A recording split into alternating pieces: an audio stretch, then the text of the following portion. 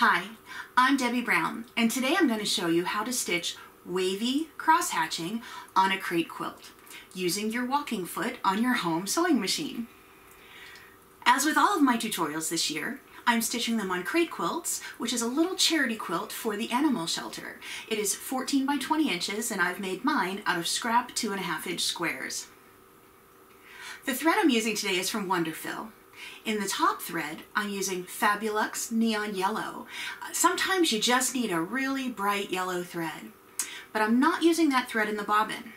I'm using a lighter weight polyester thread called Deco Bob. This way I can get a lot of yardage on my bobbin, make a nice little stitch, and it tensions beautifully. To get started, I'm going to put my bands on.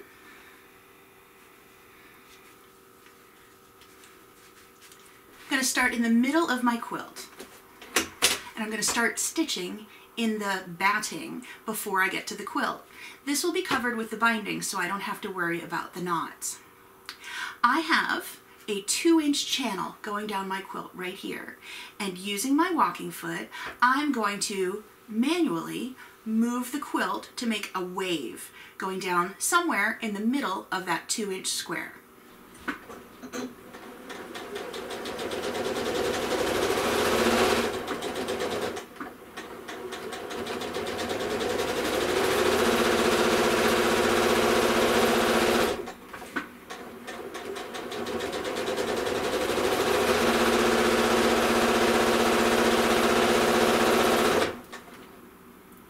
Once I get to the end, I'm not worried about the knot because I'm going to cover it with the binding, so I'm just going to cut the thread using the scissors button on my machine.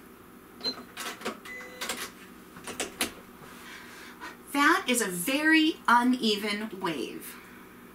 Some waves are long and shallow, and some are short and deep, and I'm fine with all of them. What I'm going to do now is make another wave in the next 2-inch channel, and the next, and the next. And I'm not trying to match the first wave. I'm just going to make free motion waves using my walking foot. So let's stitch all the rows going to the right.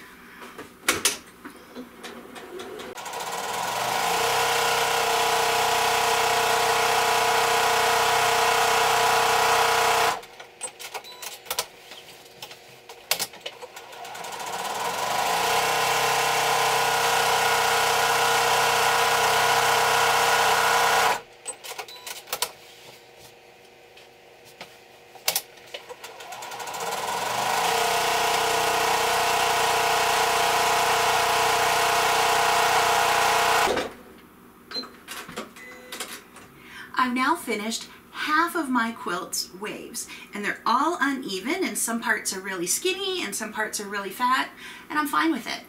But I haven't done them on the left side, so what I'm going to do is turn my entire quilt upside down and fill in these next 3 2-inch columns. Now that I've finished all of the vertical waves on my quilt, it's time to stitch all the ones going in the opposite direction to make it cross-hatched. I'm very simply going to turn my quilt, start in the middle, and repeat all of those and make a wave in every 2-inch column.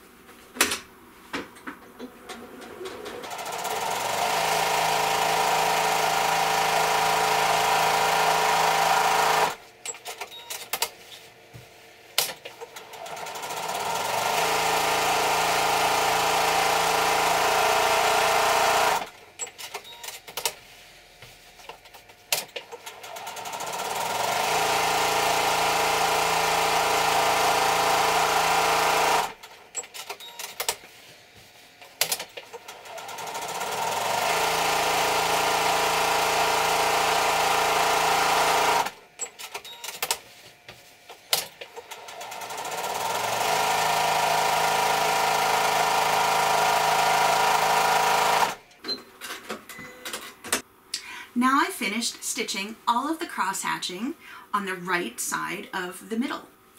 I'm going to turn the quilt upside down one more time, start in the middle, and work my way out.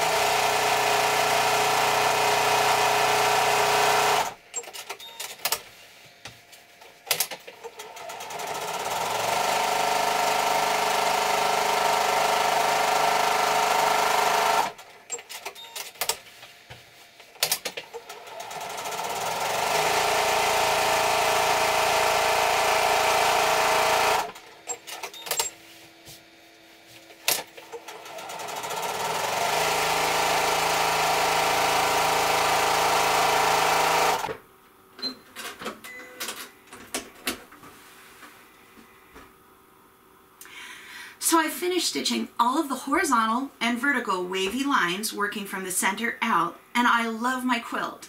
It is probably not what I would quilt on a traditional hand applique quilt in reproduction fabrics, but it's a fun and funky and wonky design to really add some character to your quilt. So thank you for joining me this week.